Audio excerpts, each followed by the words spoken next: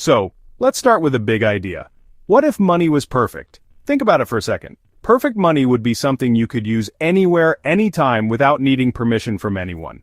It would be secure so no one could just take it from you. It would be easy enough for your grandparents to use, but also powerful enough for big global transactions. This ideal currency wouldn't lose its value overnight because a government decided to print more of it. It would be controlled by the people who use it, not by a handful of powerful institutions behind closed doors. This isn't just a fantasy. It's a goal that technologists and economists have been chasing for decades. This dream of perfect money is really about giving power back to the individual. Right now, your financial life is mostly in the hands of others. Banks can freeze your account, credit card companies can block your payments, governments can devalue your savings. Perfect money would flip that script entirely. Imagine sending money to family across the world instantly, with almost zero fees. To understand why we even need something new, we have to look back at the money we use every day. For centuries, money was a physical thing: gold, silver, paper notes. This system, which we call fiat currency, worked because we all agreed to trust it and it was backed by governments. But this trust has been cracking for a while now. The biggest problem with traditional money is centralization. A small number of central banks and governments have complete control. They can print more money whenever they want, which leads to inflation, making the money in your pocket worth less over time. You might think everyone has a bank account, but that's far from true. Over 1 billion adults globally are still unbanked. For them, the global economy is a club they can't join. They're stuck dealing with physical cash, which is inefficient and often unsafe. The current system was built for a different era, and it's failing to keep up with a connected digital world. The institutions that manage our money, the banks, act as middlemen for almost every transaction you make. This adds costs, delays, and complexity. Banks also collect massive amounts of our personal data, making them huge targets for hackers. When you swipe your card, you trust a whole chain of intermediaries to handle your information securely. So, the money we use today is slow, it's expensive, it's controlled by a select few, and it excludes a huge portion of the world's population. It's a system with deep fundamental flaws. And then came Bitcoin. In 2009, it was a revolutionary concept. For the first time, we had a currency not controlled by any bank or government, completely digital, decentralized, recorded on a public, incredibly secure blockchain. It laid the groundwork for the entire crypto industry and proved peer-to-peer digital cash was possible. But it wasn't perfect. The biggest hurdle? Energy consumption. Bitcoin mining uses an insane amount of electricity, as much as entire countries. Environmentally unsustainable, also very expensive to participate in. Mining centralized into the hands of a few large companies. Another major problem: scalability. The network can only process a handful of transactions per second. Compare that to Visa, with tens of thousands. Result: slow confirmations and high transaction fees, especially when the network is busy. You can't buy a coffee if it takes 30 minutes and the fee costs more than the coffee. These issues turn Bitcoin into digital gold, a store of value for investors. Great for large, occasional transfers, not daily commerce. Bitcoin was the brilliant first draft, not the final product. It highlighted real challenges. Too energy-intensive, too slow, too difficult for the average person. The world needed a new approach. A currency keeping Bitcoin's decentralized spirit but solving energy, accessibility, and scalability. This is the exact gap the Pi network was designed to fill. So after all that, what exactly is Pi network? Pi is a new type of digital currency designed to be for everyday people. Created by a team of Stanford PhDs who saw the problems with Bitcoin and said, "We can do better."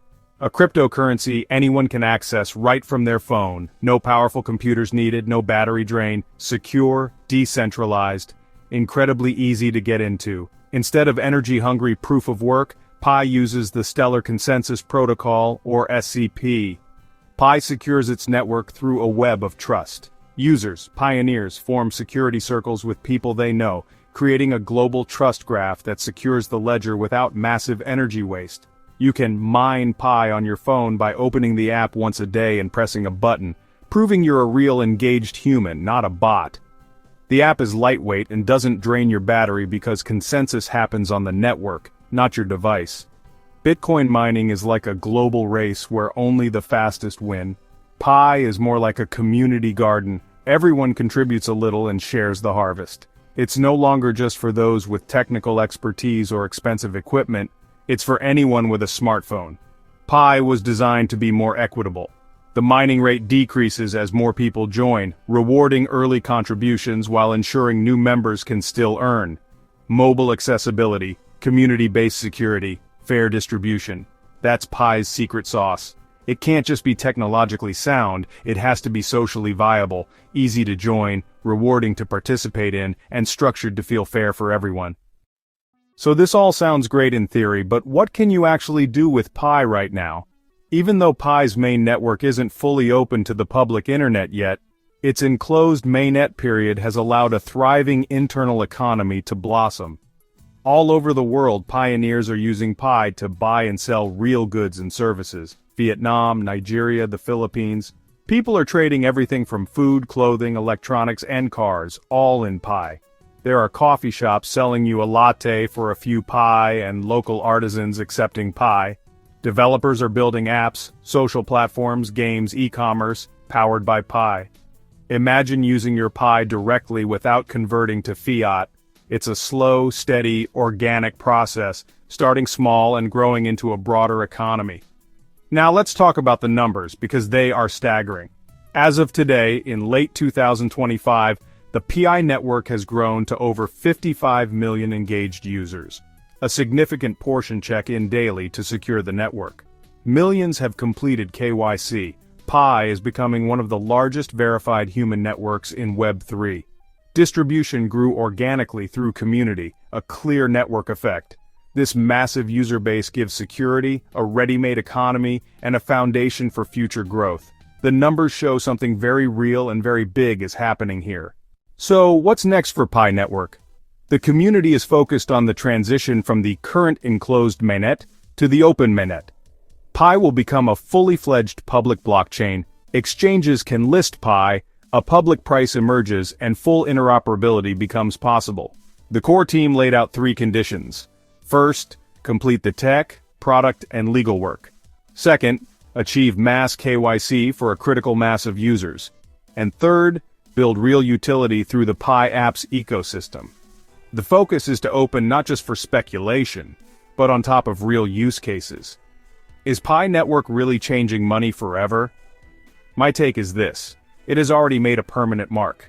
By proving you can distribute crypto to tens of millions using smartphones, Pi solved the biggest early crypto problem, accessibility. In a world defined by hype and quick flips, Pi chose a slow, methodical path, building community, utility, and fair distribution before open markets. It has a clear vision, a novel solution, a massive user base, and a careful long-term strategy. If developers build compelling apps and merchants see value, its potential is enormous, a true people-powered digital currency. Pi has already changed the game, and its next chapter could very well change the world.